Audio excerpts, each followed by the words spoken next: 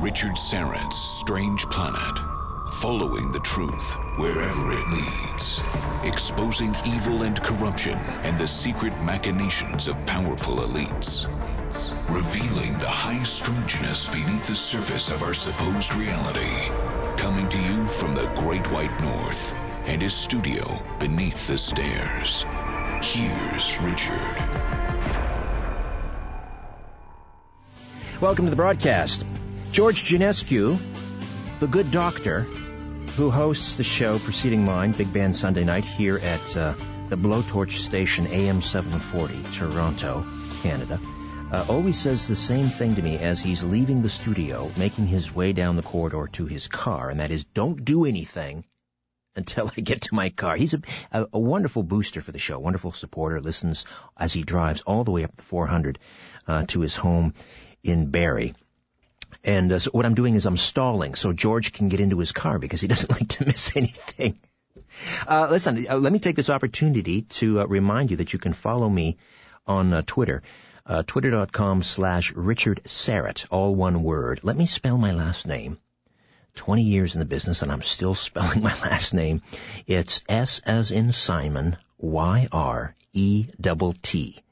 And when you get there, you'll find, now this is biblical, folks. The Revelations talks about the second coming and the end times and war, the signs, right? The signs that the end times are coming. They are nigh.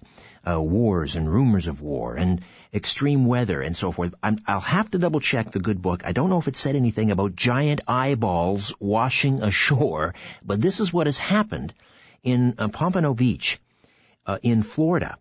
A man walking along the beach there, Pompano Beach, he found a giant eyeball.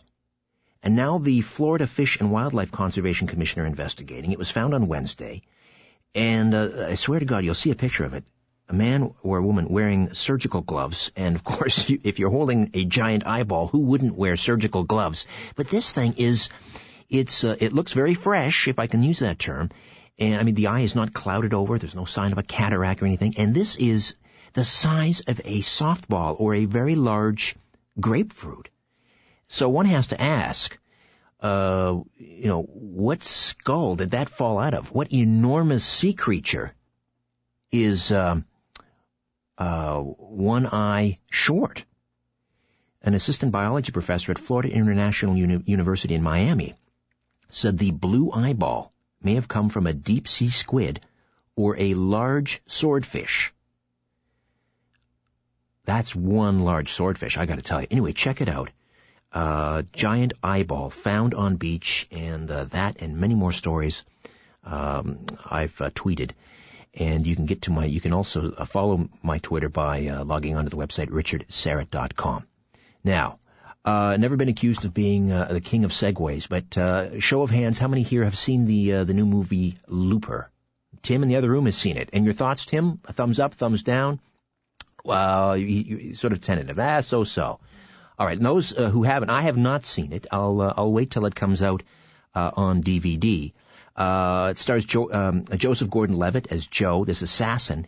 He kills his targets that are sent back to him in time by the mob, which is a rather nefarious use of a time machine. But it's interesting because, time travel has always been this staple of science fiction, and this latest rendition is showing up in this film Looper. And now scientists are saying that it's quite possible. It's quite possible. It's consistent with the law of physics to change the rate at which clocks run. And most scientists or physicists think it's possible to go forward. Actually, it's been proven you can go forward. They've done, they did a study with these two atomic clocks, and one was on the ground and one was in a very fast-moving jet. And the one that was moving around at a higher speed in the jet actually, I believe that clock was slower than the one on the ground, right? Just by nanoseconds, thus proving, you can travel into the future. Traveling into the past, of course, is an entirely other kettle of fish. And physicists are saying, in order to travel into the past, you would need you'd need the energy, enough energy that would require about half the mass of the universe. And then, and just one other little thing. It would probably destroy the universe in the process. But that's a minor point. So there's still hope out there that we could travel into the past. Now, on this program, in the past, I've interviewed a very interesting gentleman out of the University of Connecticut, a physics professor by the name of Ronald Mallett, who has been working on a theoretical time machine for many years. And there's some stumbling blocks. He needs funding, and there may or may not be some problems with his theory. But lo and behold, there is someone else out there who is contending for the crown of the first time machine. And we're going to speak to him right now. Marshall Barnes is a research and design engineer and a member of the Philosophy of Time Society.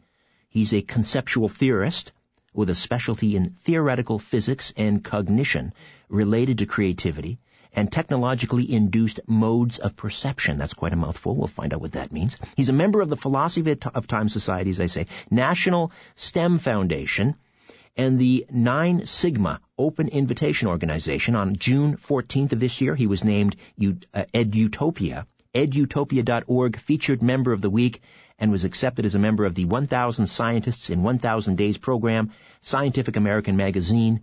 That same month, he's currently promoting science, technology, engineering, arts, and math agenda.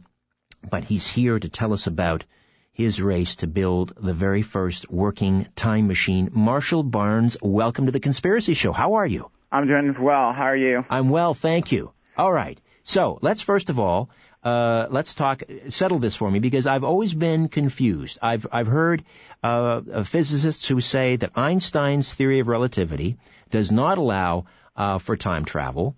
And I've heard those who say, well, yes, it does. Now, your theory, your theoretical time machine, is actually based on Einstein's theory of relativity, is it not? No, it's not. It's based on his unfinished unified field theory. On his unified field theory. Okay. Right. It's his unfinished one. He never actually solved it, and so we have to consider it, unfinished. But it's his unified field theory of electromagnetism and gravity, or what you might call distant parallelism or teleparallelism.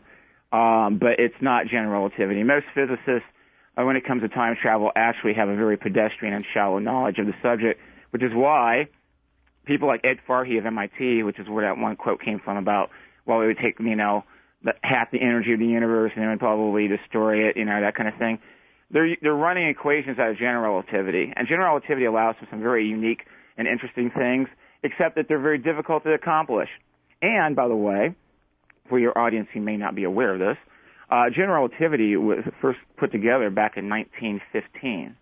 So you're talking about physicists who are still talking about a theory that's almost 100 years old, okay? Right. So, it's kind of like, hello, can you come up with something else in the meantime, One would think. Marshall, let me ask you also to go gentle with us, fair listeners, because, most of us are, if they're anything like me, they basically barely got through, I think, grade 10 physics. So let's try and keep it. And this is actually something that you're very good at. I've seen you on YouTube, and you're a master at this. You are I'm just asking me a question. Yeah, I've seen you on YouTube. You're a master at making complex ideas very simple and crystal clear, which is one of the reasons we have you on the program. Yeah. So your theoretical time machine, how does it work? How would it work? Okay. First of all, unlike Dr. Mallett, who I happen to know personally, it is not like just a design, and I'm saying theoretically, if we get this built, maybe it'll be a time machine. It is an actual machine that is approaching the first stage requirement to be a time machine. Okay? What has happened is it utilizes a specially synthesized electromagnetic signal, or actually an electronic signal, that then when it hits a metal becomes an electromagnetic field. And that field has certain special properties. The main one is that it grabs space as it moves through space and contracts it, and thus it causes acceleration. Essentially, it is like the first functioning prototype for warp drive. Now, we've done a number of experiments with this thing in a linear fashion, whether we put them on vehicles going down the road or we did gravity drops, and it always caused acceleration. But the idea came up with was basically, well, what happens if we have it going around and around? In other words, rotating. So it's moving, but it's moving like in a fixed position. That's when you have some very interesting ideas come up. And essentially, like, for example, Samir Mathur from Ohio State University, who's a physicist in the area of general relativity, said, well, if you do that and it acts the way you think it might act, you might have to start thinking about, Cauchy horizons developing and things of this nature. What does that mean? Which are normally attributed to, like, black holes. You have a region where, on the other side of it, it's an area where you can't say, well, this is where all this came from, what's on the other side. It kind of breaks causality down. I don't know what that means, though. I mean, are you in other words, cause and effect. Okay. Stops happening the way you would believe. Okay. Are you saying that you could create a black hole with this thing? No. That's what Samir Mathur was saying, that we should start thinking about if an extreme model, the extreme version of this idea, before we even try to do it, was going to take place. And at that stage, it was purely theoretical. It was just like, what should we expect? And so I went out to Pasadena for the Mars Society conference back in just this past August, and I was out there with some pretty brainy people, and we were all sitting around at the banquet table one night, and I told them about this idea I had about applying this signal to a metal fan so that signal would then become an electromagnetic field spinning with that fan, and then make that fan contract space, and he would start to get these possible interesting effects. So the signal would oscillate in the same motion as the fan. Right. In other words, the signal would become an electromagnetic field enveloping the fan blades. Right. And because the fan blades are spinning around and around, they would be contracting space as they move through space. So what would happen then is that space would not have the opportunity to expand back, because here comes another blade. Right. And then before that gets to be, finished reacting to that, here goes another blade. So then you would have this idea of like, well, it starts contracting toward the center. Okay, Marshall, let me just jump in here. Sorry to interrupt. Sure. We've got the music percolating up here. Let's just... Okay. You've just dropped a bomb on us. People are saying, wait a minute. What is this guy saying? Let's find out. Let's come back, gather ourselves, and continue to discuss the race to build the first time machine with Marshall Barnes, who may be close. Back with more of The Conspiracy Show. My name is Richard Serrett. The truth will set you free. But first, it will really tick you off. Welcome back to Richard Serrett's Strange Planet.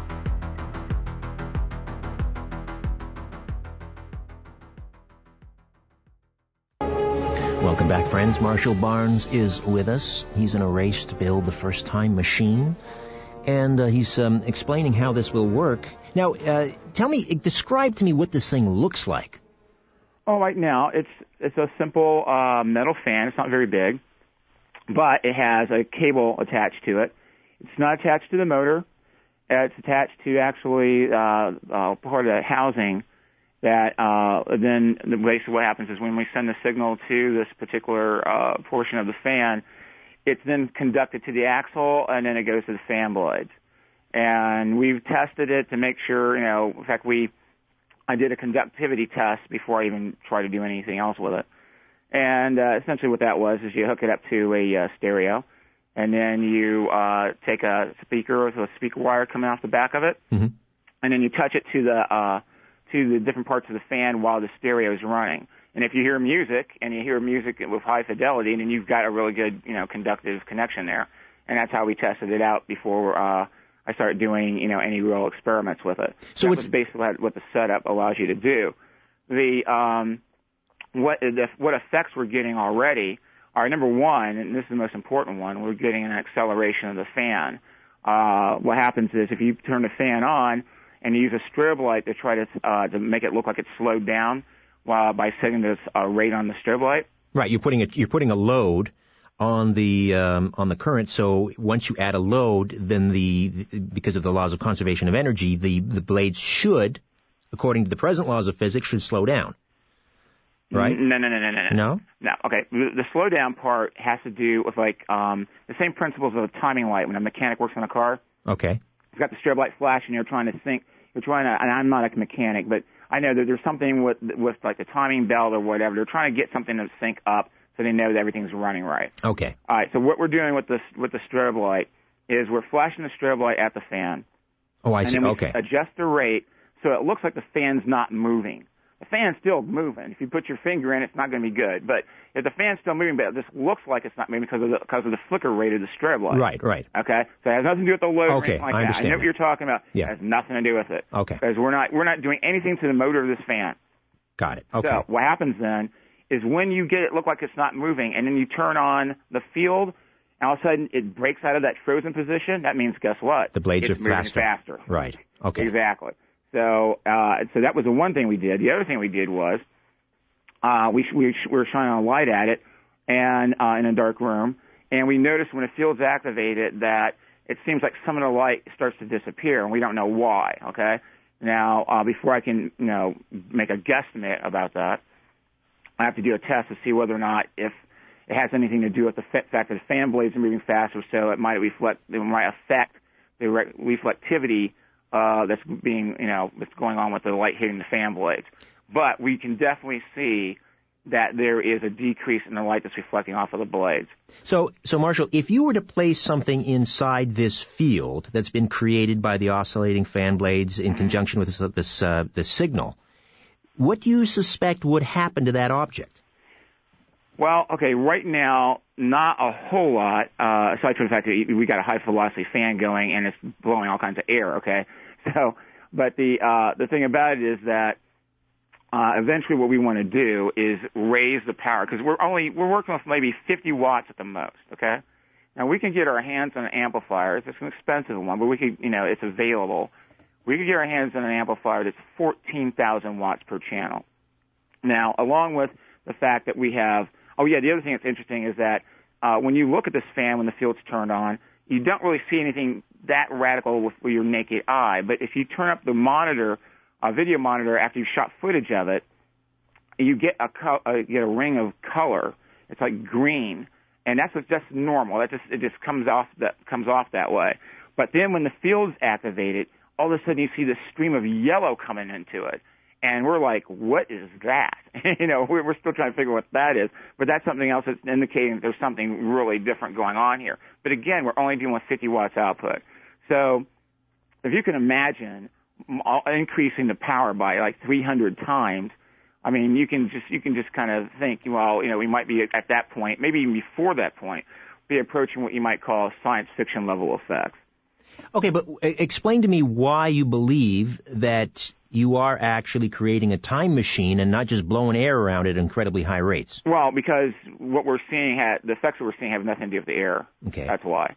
For example, the acceleration of the fan has nothing to do with blowing air. It's blowing air anyway. Right. So, and also the thing about it is if we, just like Ronald Mallett with his rotating ring laser, he thinks that if by having this laser go around, it's going to start to twist space and time, and then he'll start to get closed time-like curves, and he'll have a time machine.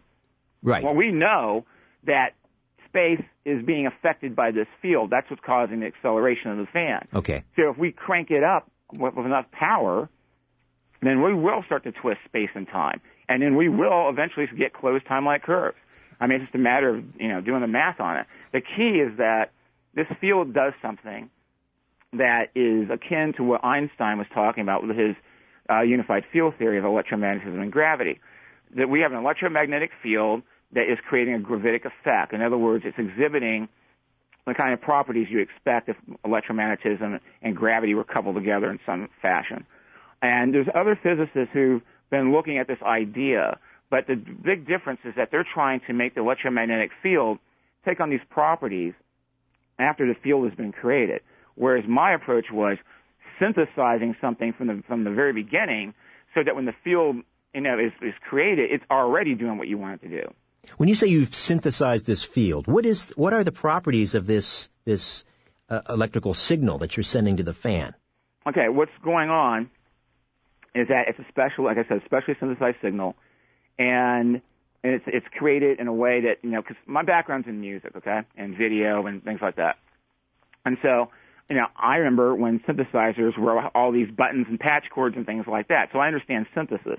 Most physicists don't, okay? So the situation is such that and this is a proprietary area for obvious reasons, but the basic idea was that I was interested in what interesting things special electromagnetic fields could do.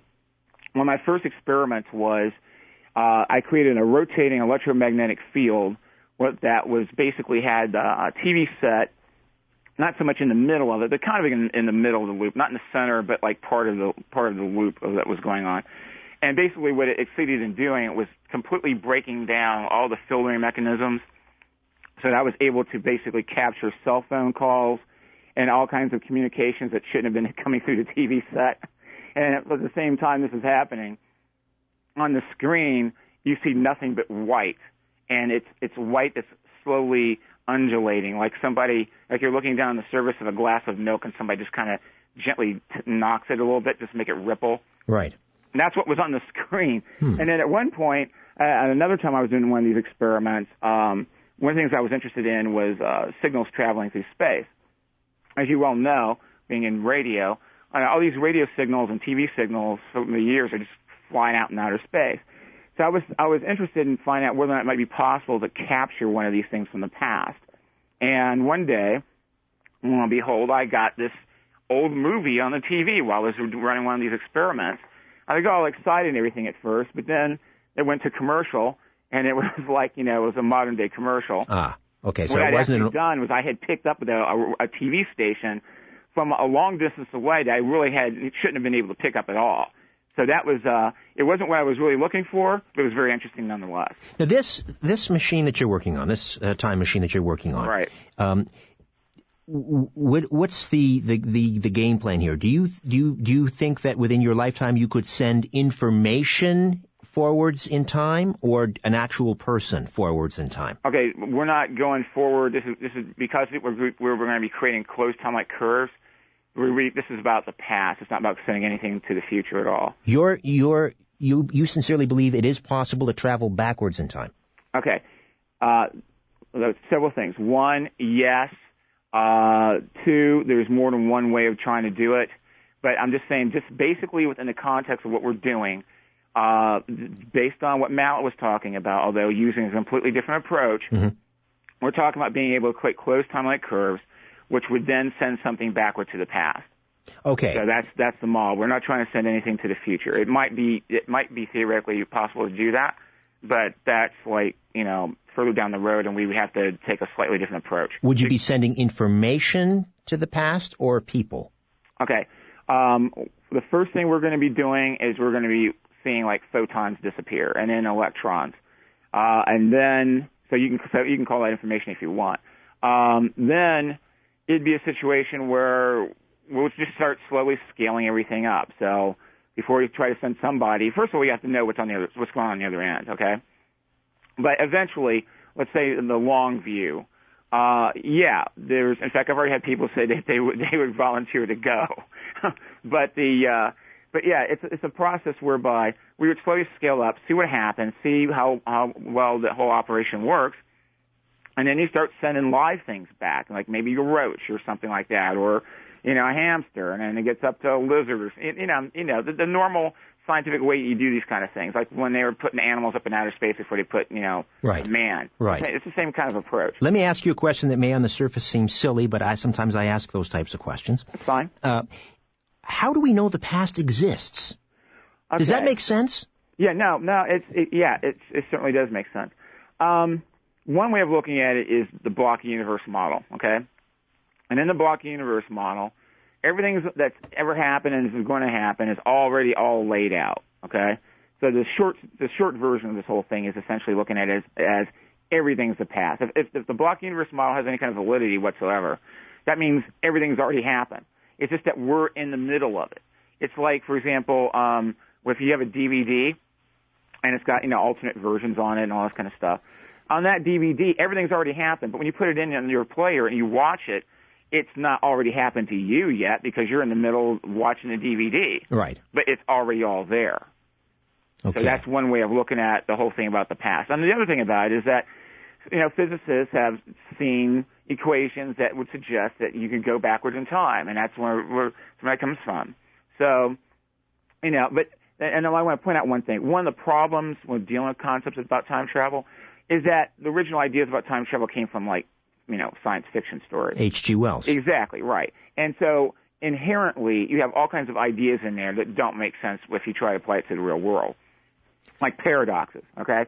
There are no paradoxes in any real time travel scenarios because it's real easy to see why that wouldn't happen. The Copenhagen interpretation of quantum mechanics is one of them. Okay, let me just explain like a paradox. A typical paradox is the problem with traveling to the past is, let's say I travel back to 1951 and I prevent my parents inadvertently from getting married and thus having children, and thus I wouldn't exist. Mm-hmm. So that's a paradox. Or I accidentally run over my great-great-grandfather with an ox cart in, 1805, so that my grandfather wouldn't be born, my father wouldn't be born, and so on. These are called paradoxes. Right. You're saying that's not a problem with traveling backwards in time. Right, exactly. And explain why? Because when you go back in time, first let me start out from a scientific foundation.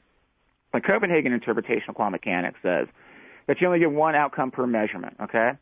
So to apply that to the real world, the one measurement that's already happened is like all this stuff with your, ancestors, and you are here, okay? So that's a given. If you go back in time, and this is where it becomes very important, the mere act of traveling back to the past is a different outcome because it didn't happen the first time around. So that automatically says, okay, something's different here, all right? Then anything else that you do while you're back there, it's also obviously a different outcome. So you have to be in a parallel universe. It's not the same timeline. So technically, right? Are you traveling backwards in time, or are you simply jumping to another dimension?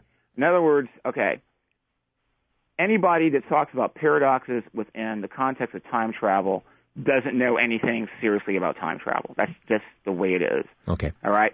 So it's a difference in describing time travel accurately or time travel the way you would if you were like a science fiction writer.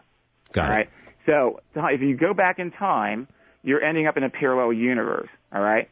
You're not going to be on the same timeline as you were because everything they already happened, and we have records of it. For example, you can't go back in time and save the same Titanic that we know about because it's at the bottom of the ocean floor, okay? But you could save a Titanic in an alternate universe. Exactly. All right, hold on, Marshall. I've got about 1 billion more questions for you. Okay. I don't know if we'll get to all of them. Probably not.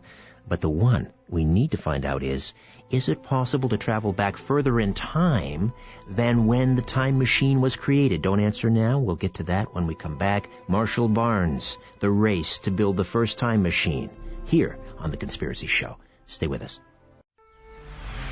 This is Richard Syrett's Strange Planet. Follow Richard on Twitter @Richard Syrett. For show information, visit the website strangeplanet.ca. Welcome back. Marshall Barnes is with us, and we are talking about time travel, and he's building a time machine. And get this, he's not talking about traveling into the future. I mean, we've already demonstrated that's possible, nanoseconds into the future. He's talking about time travel into the past, a long thought by many physicists to be impossible. But Marshall is saying, no. They're basing that on, Einstein's theory that's 100 years old. Now, Marshall, here's to me one of the crucial questions. Uh-huh. Is it possible to travel back further in time than when the time device is turned on? Okay, now that's a very good question, and I want to deal with that because, first of all, what you have to understand is that when physicists say, basically what you just said, if you can't travel back in the past before the time machine's turned on, they are talking about closed timeline curves, all right? And what that is, closed timeline curves is like physicists' code language for time machine, because basically this is what happens in the scientific community. It's a lot like high school, okay? Everybody wants to be popular, everybody wants to be accepted, and there's certain things that you can't do because within that community it's just not deemed to be cool. At least it wasn't, okay? And time travel is one of those things. It's like, as soon as you start talking about, I'm thinking about doing something about time travel, all your peers are like, you feeling okay? Yeah, they back out of the room slowly. Yeah, I know that feeling. Right, exactly. That's the way they would treat them. Okay, now, and to me, because I'm an engineer, I don't call myself a scientist. I'm a research and development engineer, by the way, not design, development. And that's important because the development part of it means you take what you're researching and you figure out a way to make money with it, okay? So I'm not bound by the same confines as physicists who work at a university and have to worry about, like, getting tenure or something like that, or satisfying the administration above them and trying to get grants and all that kind of stuff.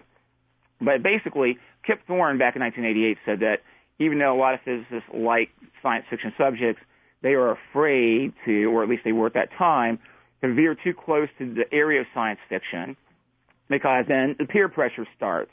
And the peer pressure in the science community makes the kind of stuff that, these jaded high school cheerleaders do to each other look like, a happy birthday party.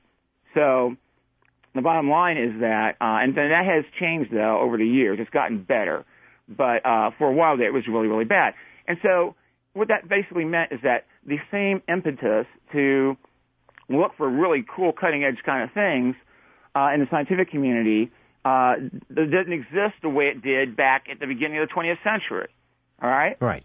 So, I mean, how smart is that? I mean, it's like I said, these physicists like Ed Farhi, they're like talking about general relativity. I mean, general relativity came out in 1915. Right. It's almost 100 years old. Exactly. Like, what, hasn't anybody been looking at anything else? Apparently not. No. So, but back exactly. They haven't. But that's the truth. Okay. There's something they don't know. So they don't know whether it's possible. They just haven't looked. And so to me, it's kind of like, what's that about? So basically, I was looking. In fact, a lot of my research goes back to what people were looking at in the early 20th century.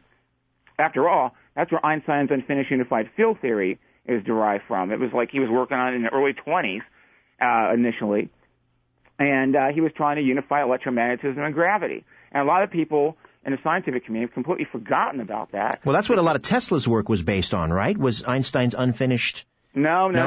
We can't get that mixed up. Tesla stuff. In fact, Tesla thought Einstein was wrong about a lot of things. I'm not saying Einstein was wrong. I'm just saying Tesla disagreed with him. Okay. But Tesla was really big into electricity. Okay? Right. And I'm not sure. I mean, you'll hear all kinds of fantastic things about Tesla, like he had an anti-gravity machine and all kinds of unfounded stuff. But the thing about it was he was really big in electricity. He wanted to do like free energy. He wanted to transmit electricity through the air and all these kind of deals. And unfortunately, he wasn't pragmatic enough to tell J.P. Morgan, okay, we'll do this and you can put a meter on it, but just because it's going to be free to you, just don't make it very expensive, because that would really help us out a lot. But he was too much of an idealist, and so you know the rest of the story. Right. Okay. I don't want. Yeah. I got you to digress here, but let's back to my question as to whether it's possible. Let's say if you turn on the time machine today, could you travel back further in time than October the 14th, 2012? Could you travel back to 1581? Okay. Great. That's a good point. No, if we just follow the path that we're working on right now. Okay, it would not happen that way. All right. However, there is a separate stage that could be applied that is, at this point, strictly theoretical, but there's a basis for it that could possibly allow us to do that. Because, see, when I was talking about the closed time-like curve things like code for time machine, closed time-like curves are something that do appear in general relativity. And what they do is they take you back to a particular point in the past where that curve began in the first place. All right. Right. And there's actually even problems with the descriptions of these closed time-like curves, because some descriptions say that when you go into one, you come right back around and repeat the same thing over and over and over again. But if that happens, then really, like Stephen Hawking's idea of chronology protection conjecture comes into play. Okay, you're going to lose the room with. All right, sorry. That's all right. Let me take a time out. We'll come back and we'll continue to drill down on this topic of traveling back further in time than when you turn the time machine on. Marshall Barnes is in a race to build a time machine, and we'll find out more when we come back. Don't you dare go away. The truth goes through 3 stages. First, it is ridiculed. Second, it is violently opposed. Third, it is accepted as self-evident. You're listening to Richard Syrett's Strange Planet.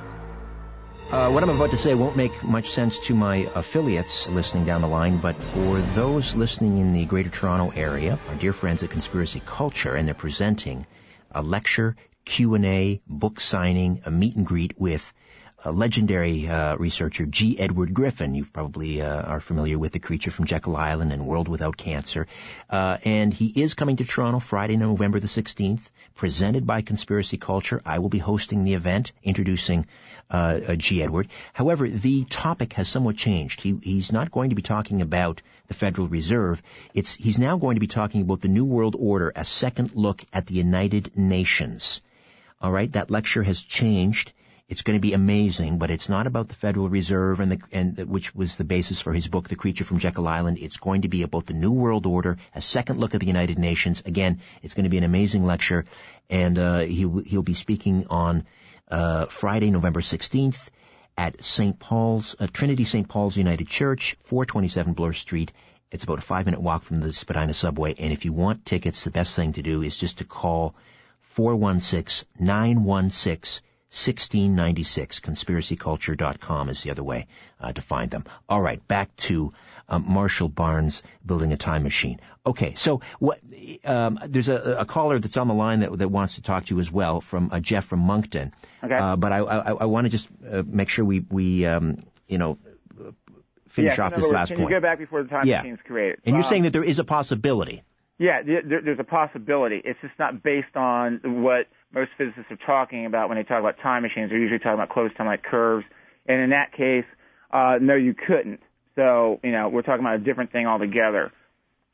But in your world, in your vision, there's a possibility. There is a path to go down to test whether or not it might be possible. Okay. So yeah. Now, if you're sent to the past, can you get back? How Sure. are you able to? I'll answer the question. Yeah. If for example, let's say you open up some kind of a wormhole to the past, okay? As long as the wormhole stays open, you can get back. Now, let's say the wormhole collapses, but because of the technology we're using, and you weren't silly enough to go back to some point in the past where, you didn't have, comparable technology. All right, then, if that happened, then you could build the machine again and come back if you knew how to do it, okay? For example, if I went back and then something happened and the machine got destroyed on this end, and as long as I was in the 50s, 60s, 70s, 80s, 90s, I could build it again and come back. So, that in that case it would work. If you have a vehicle and you somehow are able to go back in time, you can get back because you have the vehicle. The only problem with coming back is whether or not you have the means to do so, build another machine where you are in order to do so. People wanting to go back to ancient Egypt and ancient Rome and all this other kind of silliness, that would be very difficult. Plus the fact no one spoke English back then, so I don't know why people want to do that kind of stuff. I'd rather go back to some other part in the latter part of the 20th century where I know everything that's going to happen and I know where to find the best restaurants and all that kind of stuff and have a lot of fun. This is refreshing actually to hear someone speak about time travel in these terms. Let's go back to when when a Big Mac was 50 cents, for crying out loud. Never mind trying to see the Gettysburg Address. No, just go to Woodstock. Let's go to right on. Yes, cool stuff. But Marshall, let me ask you very quickly, and then I'll get to Jeff, who's been very patient on the line here. First of all, what are the obstacles for you to complete this? Is it funding? Is it what's the main obstacle you're facing? We have, again, like I said, I am a research and development engineer, so this means I have a business side to all this. So we have a business plan. We're in the process of working it, and so funding's not the same problem as it is with Dr. Mallett, who needs $300,000 last time I talked with him in order to even get to the first stage so we can try to see if his idea even works. I couldn't spend $300,000 on this project, at least to get to the point where I can say, hey, this thing works. All right. We don't need that kind of money. One of the reasons why is because we already have the STTS technology, which enables us to start to do interesting things to begin with. So now it's just a matter of scaling the thing up. The amplifier that I referenced was 14,000 watts. That's like a $6,000 amplifier, okay? So that's kind of expensive. But I don't need anywhere near the money that Mallett needs. What do you need, Marshall? What do you need? Basically, all we need is time to conduct the research and start, scaling things up. All right. So in other words, I think we're going to have a conclusion whether it's possible or not. We're going to know in less than 30 months. Probably a lot less than 30 months. And and assuming that goes well, how soon before you could send someone backwards in time? Well, okay, let's say that everything goes as we think it should go. Realistically, next year, we should know whether or not we can, it will really work. And then that's just in terms of getting close to how that curve's going and maybe even opening up some kind of a hole in space and time. Then comes like all the other interim stages you have to go through to figure out, okay, what are you going to do now? What are the limitations? There's a lot of research that goes into that. So, it'd be like maybe another year or two, something like that, because we don't know. We're dealing with a lot of unknown things here. I don't know. For example, radiation problems. We already know that the fan, the way it is right now, is creating ozone, but there's no high voltage involved. So we think there might be some kind of Z-Mansing effect that this warping space, the thing that's being generated, is creating. So we have to have all kinds of issues we have to deal with along the way. It's not like it's a matter of like, oh, let's get that amplifier and hook it up and crank it up all the way to 11. This is after all very it's a scientific process, and we have to be careful because there are certain risks. Right. You don't want to ramp it up to 11, as you said. Yes. Let's send Christopher Guest back in time. All right, for those fans of Spinal Tap. Right. Jeff has been very patient on the line from Moncton, New Brunswick. Jeff, welcome to the Conspiracy Show. Thank you, Richard. Hi. Marshall, I got a question for you. Sure. I don't really understand your machine. Do each one of your blades then have a magnetic field? Okay, the entire apparatus, in terms of the axle and the blades, are enveloped in one single electromagnetic field. Okay, and so it's emanating off of all of that? Exactly. As a matter of fact, and did you not consider that the EMF influence on the electric fan motor itself would? Yeah, I did, and here's the answer. It's not connected to the motor. In fact, I demonstrate it's not connected to the motor because I'll turn the thing on. I touched a wire, which there's an exposed wire that's copper that's attached to the thing, and it's not attached to the motor. If it's attached to the motor, which of course has electricity going to it to make it move, I get shocked, and I don't get shocked. No, so you're missing my point. Go ahead. The magnetic field that you're rotating a magnetic field, are you not? No, I'm not. I keep saying it's an electromagnetic field, which is not the same as a magnetic field. But I'm not dealing with what's the word? Just escaped me. I can't remember. It has to do with the motor and the copper, the stuff inside the motor and all that. It has nothing to do with that. And this is completely exterior. This is on the outside. It's not magnetic. It's electromagnetic. But it's and we'll also. And by the way, we've done control tests where we'll play like the radio through it with the fan turned on, and it doesn't do any of this kind of stuff. Which means it's not just because it's inside of an electromagnetic field. It's inside the STDTS electromagnetic field, which has special gravitic properties, which is why it does what it does.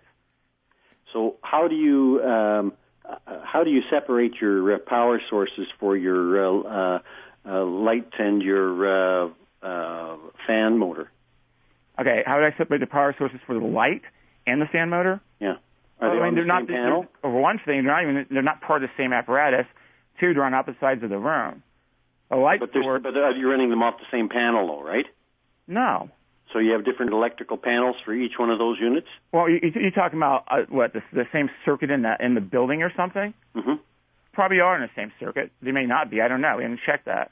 That's something you might want to look at. Did you measure the light? You said that the light decreased. Did you actually measure it? No, what we did was we videotaped it and we were analyzing the footage. And it's measurable. You can actually see the light moving across the blade as if somebody's slicing pieces of it away. And so it's not a matter of the light is dimming or something, because the light's not dimming at all. It's like all of a sudden parts of it are missing. Jeff, you're going somewhere with this. What do you think is happening? Well, what I think is happening is that I think that the magnetic field, called an electromagnetic field or not, it's a magnetic field that's being generated. And that magnetic field, I believe, is affecting the fan motor. And so I think that that's what's putting the different speed on the fan motor itself. And that's why it's getting out of sync with the light, with the strobe light. But I also I question the whole relevance of being able to travel through time simply because of the experiments that they used were primarily taking the decay of a muon at 2.2 microseconds at sea level, and saying that, well, it's 2.2 at sea level, but at 1.5 kilometers up, it's 6.4 microseconds. And they're saying that that's the effect of warp of space. I don't think it is. I think it's... well, if I can interject here real quickly, you're taking a lot of things and you're mixing them up. Number one, I don't have anything to do with the muon experiment. Number two, the muon experiment had nothing to do with the warp of space. The muon experiment, if you're referring to the ones testing the special theory of relativity, had to do with time dilation, which had to do with velocity, not the warping of space. In reference to my experiment, basically what happened is, again, it's not a magnetic field. It's an electromagnetic field. And the key thing is that we did a control test. In other words, we sent an electromagnetic field from the same amplifier to the fan and to see what would happen. Nothing happened. It was just like we were sending a signal to it at all. It wasn't unless we sent the special STDTS signal to it that we got in these results. And which makes sense because we've done velocity tests with the STDTS signal on other things that were moving in a straight line. Okay, I want to interject here because I don't want to get too bogged down. Jeff in Moncton, I appreciate the call, and I hope we'll talk to you again. Now, listen, where can people find out more about what you're doing? Can they see YouTube video? Where can they learn more about what you're doing? What they do is go to this website that's been created. It's called The Great Time Machine Race.weebly. That's WEEBLY.com. The Great Time Machine Race.weebly.com. All the information about what's starting to happen is going to be on there, both for Mallett as well as myself and my project, which is called the Verdrehung Fan. Now, I'm guessing this is on there. You'll see pictures. We're going to eventually start putting video on there. There's all kinds of stuff that's going to be there. And again, you're saying that it's possible that if everything goes right over the next 30 months, you could start sending people back in time. I caution with the people thing only because there's certain things we don't know about. But we could certainly, we're going to be sending photons and things like that back. And I thoroughly expect that. Information, maybe even small animals, I don't know. But I'm just saying that is not in the realm of impossibility. Here's my parting question. Sure. And no offense, but it seems like if you were able to discover this, someone else must have at some point. And if time travel is possible, why aren't there time travelers amongst us? All right, great. First of all, I love that because that's that Stephen Hawking thing, and I'm always a foil with Stephen Hawking. Basically what happens is this. Number one, if time travel exists, and in fact the original thing was time travel tourists. Where are all the time travel tourists? Anyone smart enough to do time travel and then turn it into a touring business, is smart enough to know if you go back in the past, you don't want people to know you're from the future because it's going to cause all kinds of problems. The other thing about it is this, and this comes down to physics. Because of parallel universes, there's a near infinite number of paths out there. So the probability that someone from the future is going to come to our particular past is rather nil, particularly if they're running a time travel business. All right, okay? We got to leave it at that point. Okay. I think that's a great answer. And Marshall, what a pleasure meeting you. Thank you. You've left us all gobsmacked, as they say across the pond in the UK. I hope you'll come back on and talk more. Not a problem. Marshall Barnes. All right. And you can keep tabs on this program, whether you're a time travel tourist or not, at www.richardsyrett.com.